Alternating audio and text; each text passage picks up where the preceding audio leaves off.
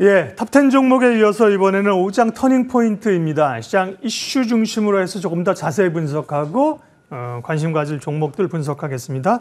헤르메스 스탁 하창환 본부장 오셨고요. 주식명가 MTNW 허반석 어드바이저 함께합니다. 어서 들어오십시오. 안녕하세요. 네. 우리가 뭐 연휴를 앞두고 있지만 시장은 올라서 좀 부담을 좀 덜고 가는 그런 날입니다.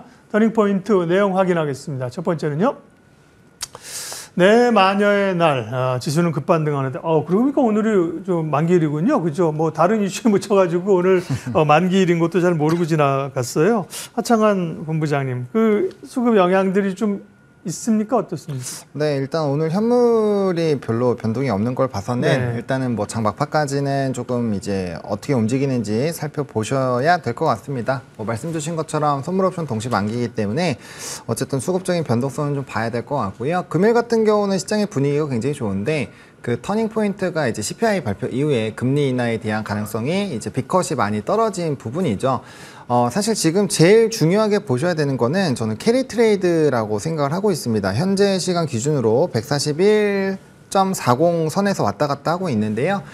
이게 이제 CPI, 만약에 빅컷, 요번에 CPI가 뭐 조금 더 이제 쉘터라든지 이런 부분에서 문제가 없고 완전히 완만하게 넘어갔다라고 한다면 아마 이제 빅컷에 대한 확률이 높아졌을 거고, 그렇게 된다라고 한다면 이제 달러의 변동성이 높아지면서 캐리 트레이드, 뭐 엔화뿐만 아니라 다양한 국가에서 캐리 트레이드가 조금 유발될 수 있는 그런 우려가 있었습니다. 게다가 뭐 전일부터 시작을 해서 계속적으로 이제 일본에서는 12월에 금리 인상을 진행을 하는 방식으로 계속적으로 얘기를 하고 있기 때문에 사실상 가만히 있어라도 엔화가 강화가 되면서 엔달러 수준이 좀 불안해질 수 있는데, 빅컷까지 떨어지면은 달러가 더 빨리 떨어지니 거기에 따른 속도감이 좀 나올 수가 있겠죠. 그래서 기술주 중심, 그리고 이제 국채 뭐 이런 부분들이 좀 사실 최근에 좋지는 않았는데 요 CPI 발표 이후에 기술주 중심으로 또 이제 얘기가 수급이 좀 들어오는 흐름들이 있었습니다. 물론 이제 전일 골드만삭스 부분에서 젠슨왕이 좀 발언한 부분들도 반도체에 영향을 좀 준 것도 있고, 최근에 오라클이 굉장히 좀 핫한 것들도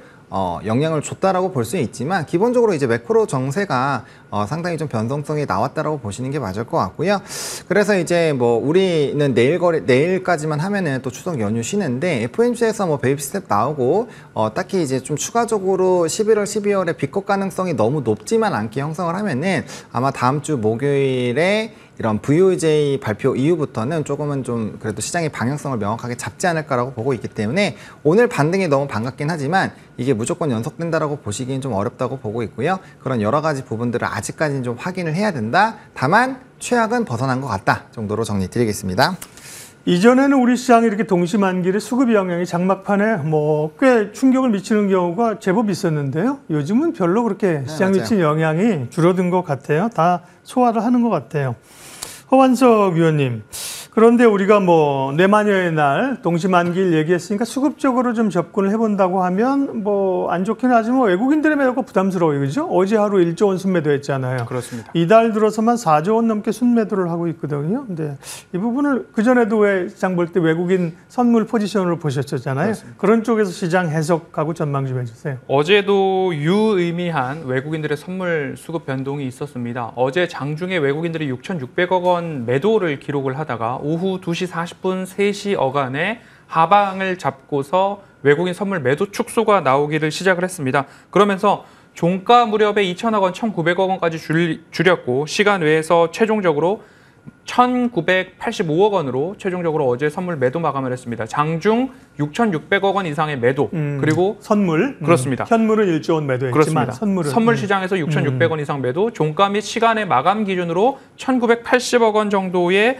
매도 축소를 보이면서 마감을 하는 모습을 딱 보면서 제가 입버릇처럼 이런 말씀을 드립니다. 추세, 지수 하방에서의 변동성이 나타난다면 이는 곧 매집을 위한 변동성일 수 있다라는 말씀들을 지속적으로 강조를 드렸고요. 추석 연휴를 앞두고서 지속적인 변동성 요인들, 일정 이벤트들이 많았습니다.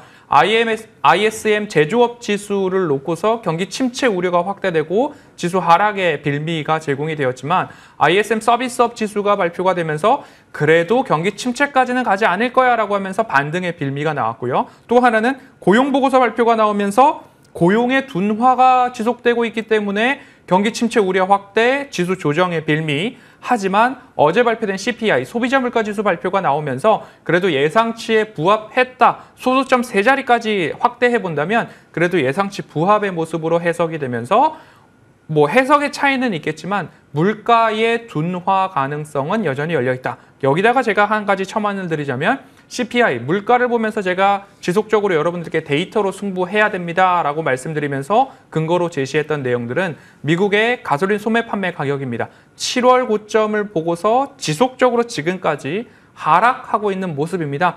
WTI 국제유가도 하락에 대한 모습들이 이어지면서 지금 자리에서 추가적으로 하락이 나온다면 수요 둔화에 따른 경기 침체 우려가 높아지겠지만 1차적으로는 미국의 가솔린 소매 판매 가격이 둔화세를 이어가고 있기 때문에 다음 달 CPI 역시나 예상치 부합 또는 예상치 하회의 가능성이 높다. 그렇기 때문에 물가는 이제 더 이상 하락의 빌미보다는 반등의 빌미 가능성이 높다라고 말씀을 드리고 싶습니다. 그렇기 때문에 추석 연휴 이전에 우리가 용기 내어야 할 만한 구간에 진입을 했습니다. 그럼 우리가 추석 연휴 이후에도 관심 가져볼 종목들이 가장 궁금하실 텐데요. 제가 보고 있는 관심주는 삼성전자, SK하이닉스, 화성밸브, 한선엔지니어링, PNS 미케닉스까지 해가지고요. 하나는 반도체, 하나는 대왕고래, 하나는 로봇 이렇게 좀 말씀드려보도록 하겠습니다.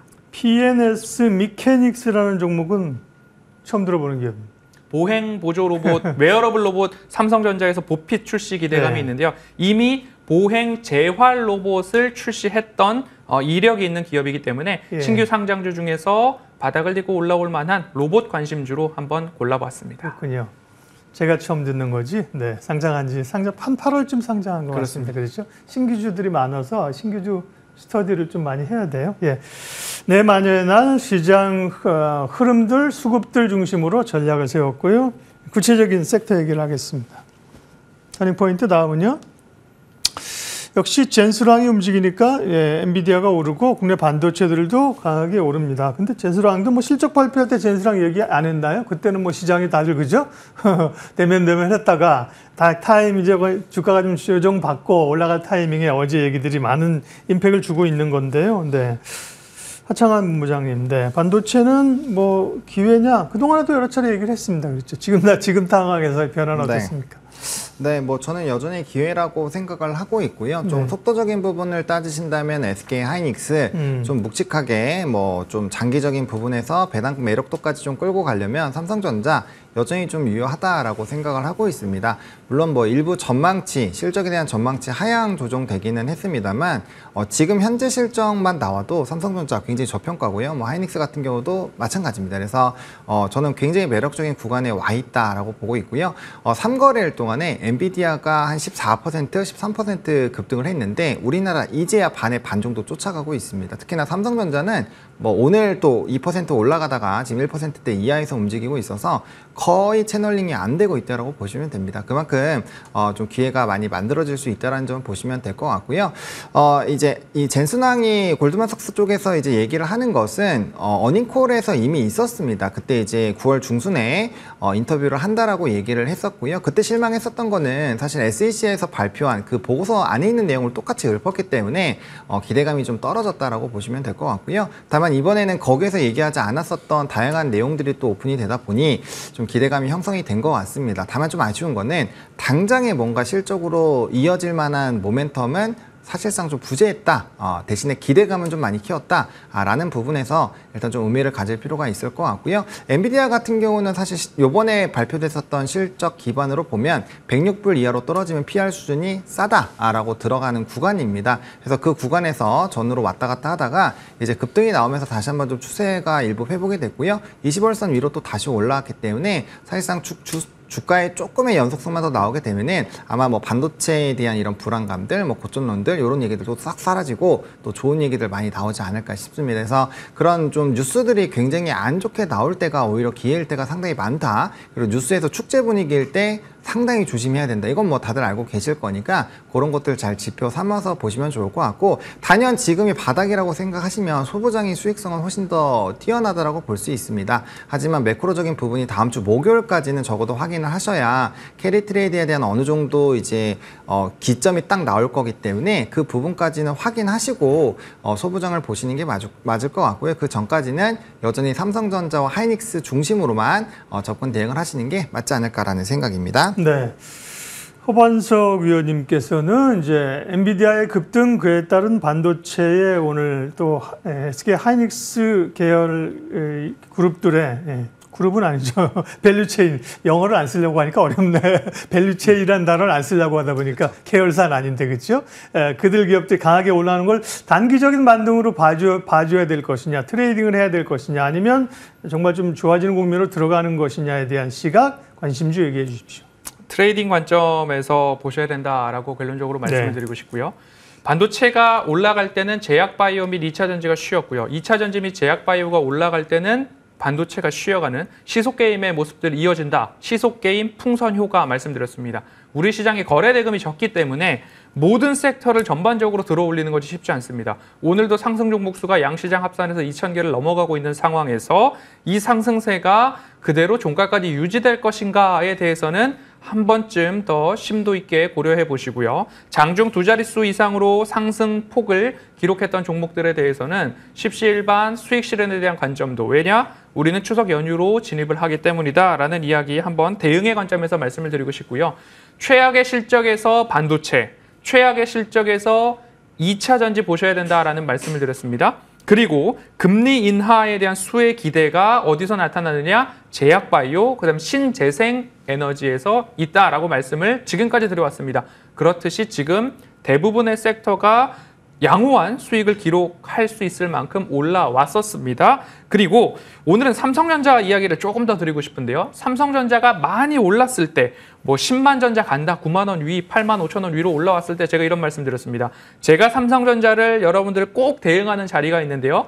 주봉 차트 기준으로 했을 때 200주선 아래, 그리고 연봉 차트 기준으로 말씀드렸을 때 5년선 아래라고 말씀을 드렸는데요. 지금 차트 흐름 띄워놨는데요. 녹색 선이 200주선입니다. 200주 이평선인데요.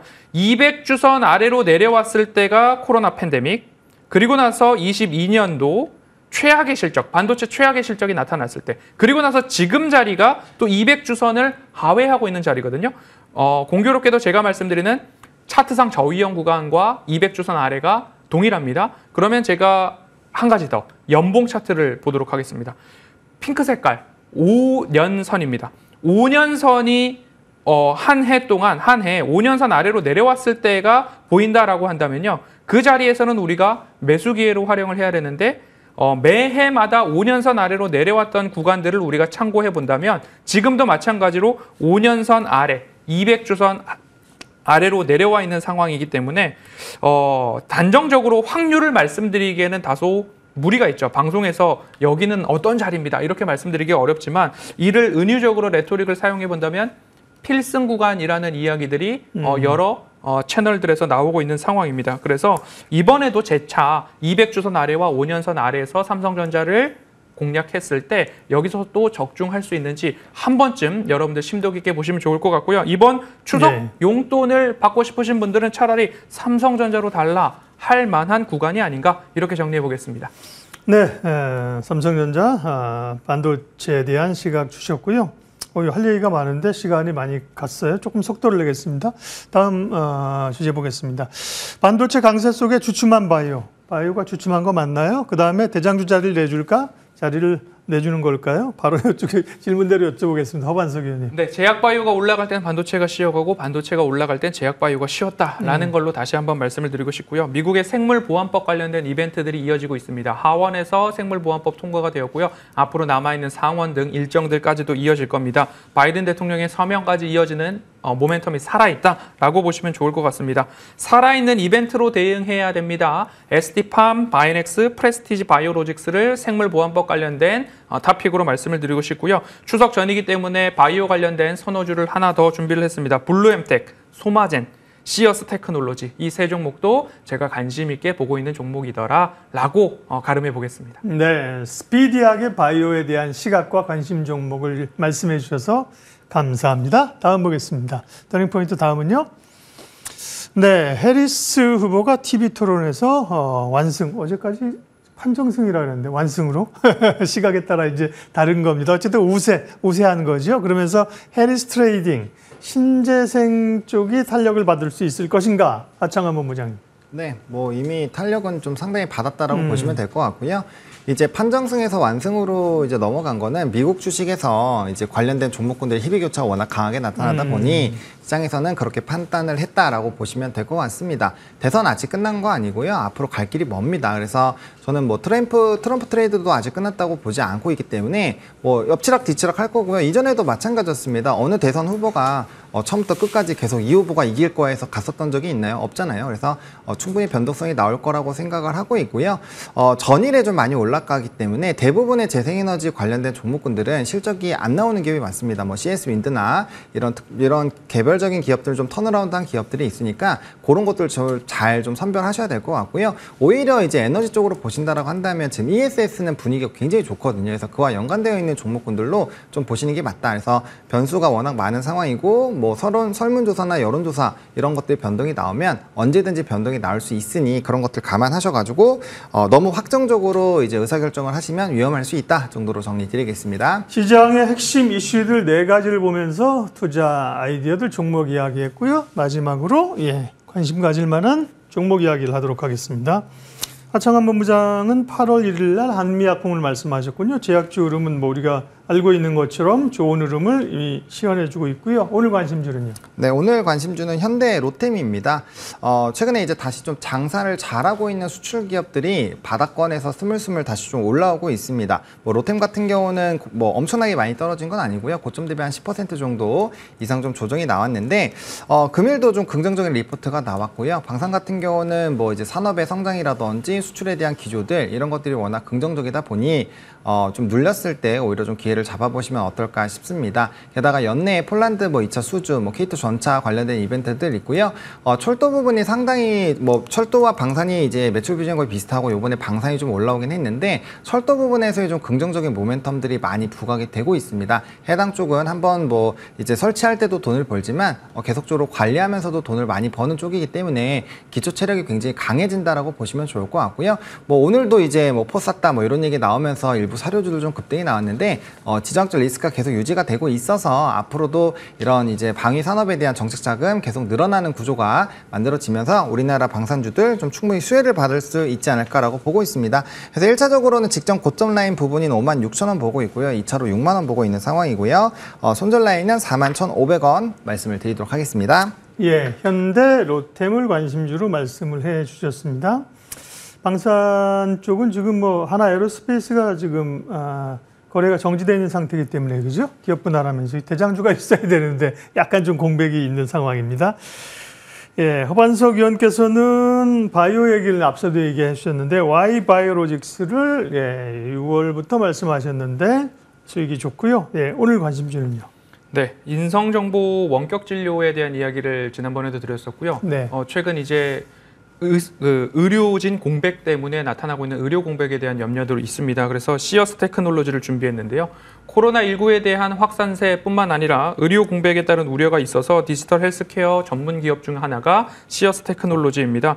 전공의 이탈에 대한 의료 공백을 조금이나마 AI가 반영된 의료기기, 메디컬로 조금 방어해 볼 수 있지 않을까. 싱크라고 하고 있는 검진 솔루션을 병원에 공급을 하고 있습니다. 그러면 호흡수나 심전도 등을 AI가 자동적으로 감시해서 병원에 입원하고 있는 환자들의 메디컬 체크를 도와주고 있습니다. 그러면 일손이 부족한 의료진들의 모습들을 조금은 커버할 수 있지 않을까. 더욱이 추석 연휴 공백에 따라서 의료 공백에 대한 문제들이 또는 불거지면 안 되겠지만 염려가 높아지고 있는 구간입니다. 그래서 차트상 저위험 구간에서 반등을 시작했고요. 짧게나마 매물대 상단 직전까지 본다면 목표가는 16,500원, 손절가는 13,000원 이렇게 말씀드리도록 하겠습니다. 네, 이 기업 역시 상장한 지는 얼마 안 된 기업, 신규 기업들을 열심히 우리 또 스터디를 해주고 계십니다. 오장 터닝포인트 그리고 관심 종목 체크 여기까지 하겠습니다. 헤르메스 스탁 하창한 본부장, 주식명가 MTNW 허반석 어드바이저 함께했습니다. 고맙습니다.